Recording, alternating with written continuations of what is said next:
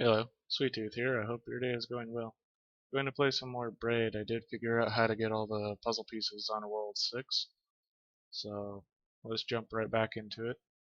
If you want to see how to get those puzzle pieces, just let me know and I'll make a video just for that. But let's just continue on because I really don't want to waste too much of your time. So here are the 5 world pictures. You'll notice in each one of them that Tim looks alone. In each one of these jigsaw puzzle pictures, there is no princess, it's just him. Seem a little bit strange?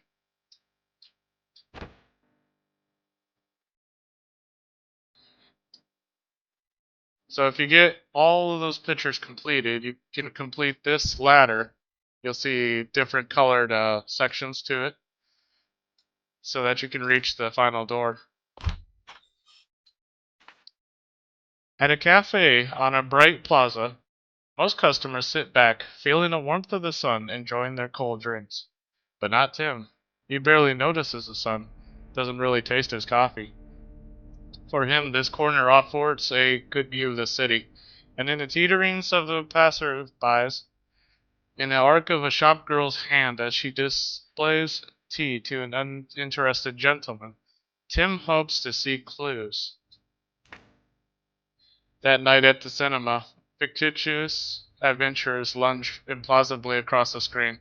The audience here is mixed. Some are patrons of the cafe, now sitting excitedly in the plush chairs, eager for another new flavor, for distraction from the boredom of their easy lives. Other seats hold fishermen and farm workers, hoping to forget their toils and rest their hands. Tim is here too, but he is scrutinizing the gloss on the lips on the screen, measuring the angle of the plume of a distant helicopter crash. He thinks he discerns a message. When the cinema closes and most of the audience strolls down the plaza to the south, Tim goes north. People like Tim seem to live oppositely from the other residents of the city. Tide and riptide, flowing against each other. Tim wants, like nothing else, to find the princess, to know her at last. For Tim this would be momentous, sparking an intense light that embraces the world, a light that reveals the secrets long kept from us, that illuminates or materializes. A final palace where we can exist in peace. But how would this be perceived by the other residents of the city in the world that flows contrawise? The light would be intense and warm at the beginning, but then flickered down to nothing. Taking a castle with it. It would be like burning down the place we've always called home, where we played so innocently as children, destroying all hope of safety forever.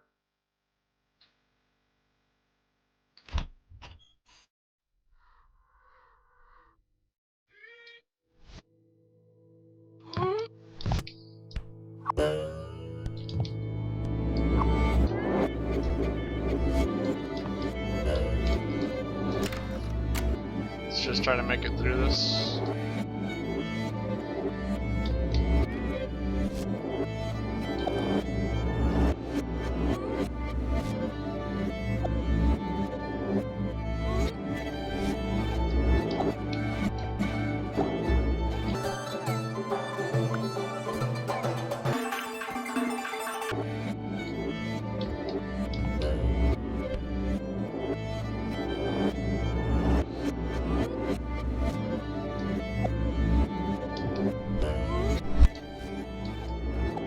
Yeah, now he's just gonna go backwards to this one.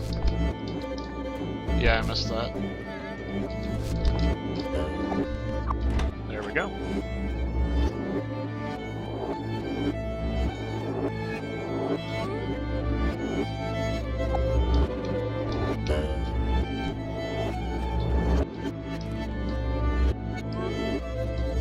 Now this is gonna be tricky.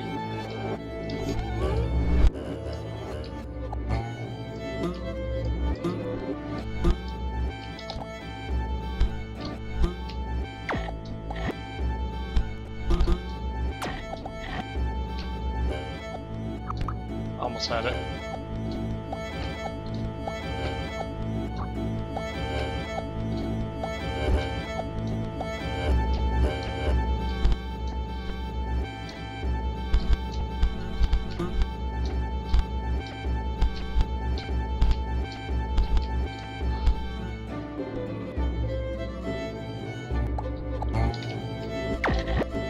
Actually, what I need to do is just go up here.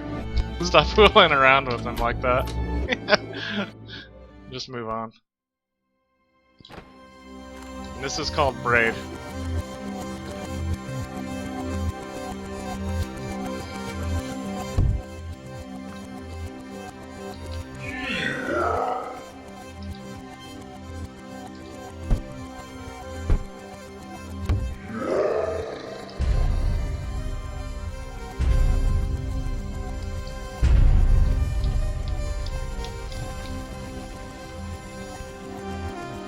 This is kind of like what's inside Tim's mind. But there's a difference between fiction and reality. When all you ever do is keep chasing a fictional princess, you'll see it really doesn't amount to too much.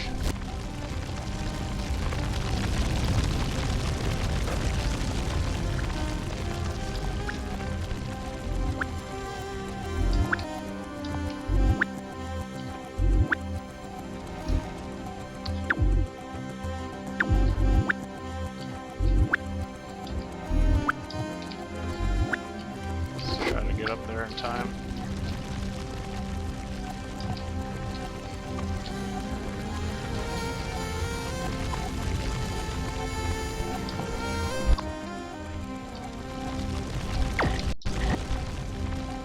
Let's see if I can get that first guy. Because I was a little bit slow. Let's see if I can get him. No, I can't.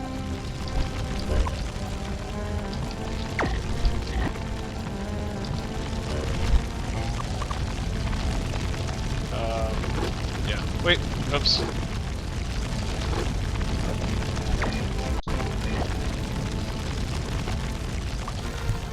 Let's go back a little bit.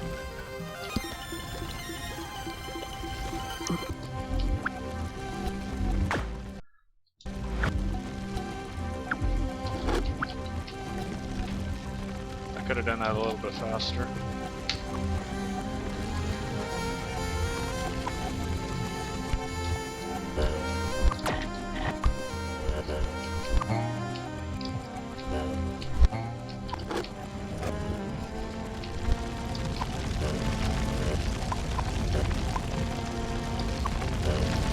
I gotta get over him. There we go.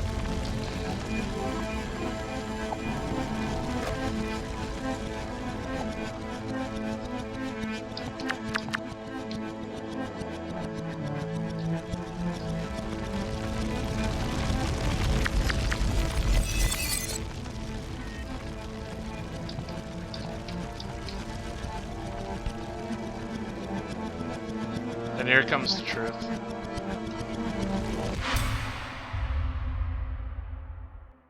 If you seek a fictional character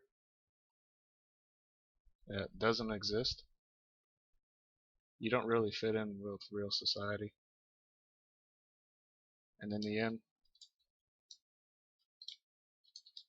you might just be a monster yourself.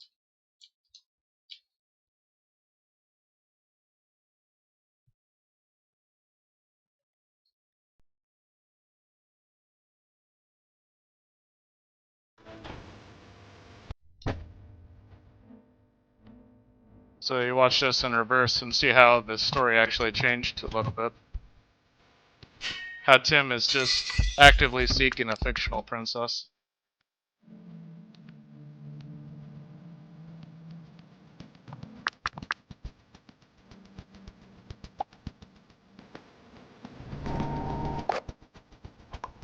This is what that meant in the beginning, that when the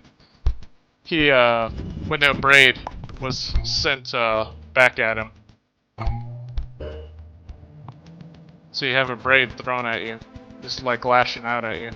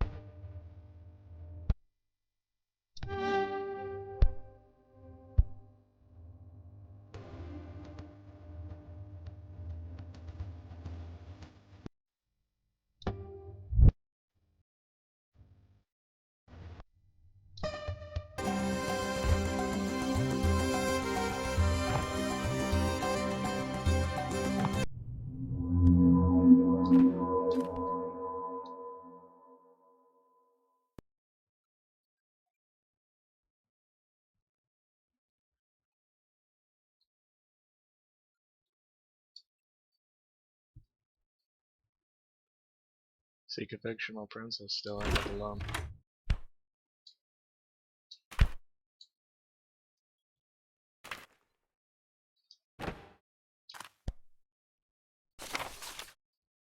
The boy called for the girl to follow him, and he took her hand. He would protect her. They would make their way through this oppressive castle, fighting off the creatures made of smoke and doubt, escape into a life of freedom. The boy wanted to protect the girl. He held her hand, or put his arm around her shoulders in a walking embrace, to help her feel supported and close to him amid the impersonal throngs of Manhattan. They turned and made their way toward the Canal Street subway station, and he picked a path through the jostling crowd.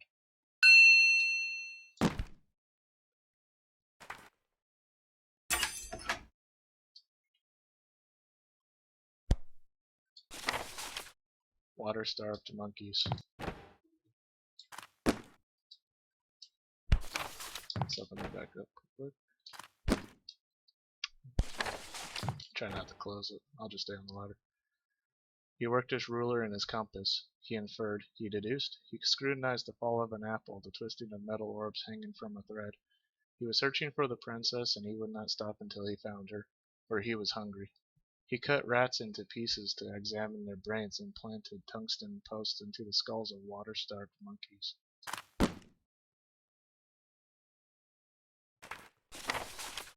He scrutinized the fall of an apple, the twisting of metal orbs hanging from a thread. Through these clues he would find the princess, see her face. After an especially fervent night of tinkering, he kneeled behind a bunker in the desert. He held a piece of welder's glass up to his eyes and waited. On that moment hung eternity. Time stood still. Space contracted to a pinpoint. It was as though the earth had opened up and the skies split. One felt as though he had been privileged to witness the birth of the world. Someone near him said, "It worked." Someone else said, "Now we are all sons of bitches." So now it's kind of going back to something else, like possibly the atomic bomb, but it could be basically anything that you search that's not real, and how far are you willing to go for it until in the end you are just a monster. So it's like seeking power. You can seek power all you want, but it might be fictional to the amount that you wish to possess. So you could just be another Tim looking for a princess. The candy store. Everything he wanted was on the opposite side of that pane of glass. The store was decorated in bright colors, and a sense wafting out drove him crazy. He tried to rush for the door, or just get closer to the glass, but he couldn't. She held him back with great strength. Why would she hold him back? How might he break free of her grasp? He considered violence. Somebody wanting what was on the other side of a glass. Even thieves. Thieves are kind of like Tim, seeking a princess, no matter the cost.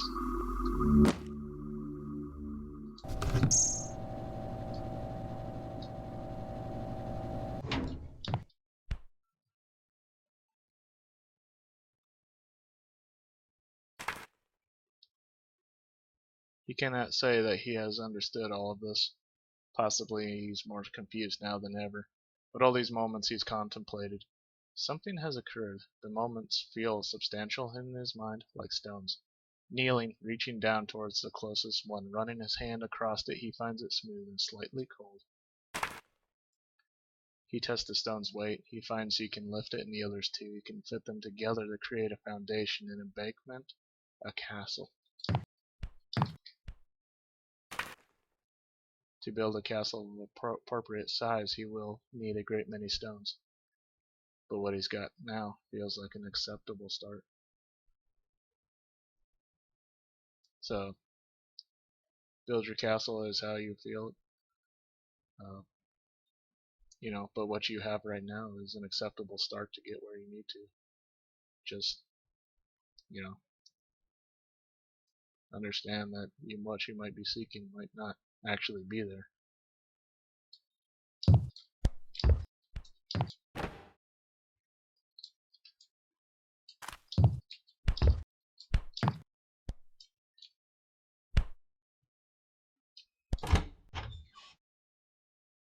That's Braid.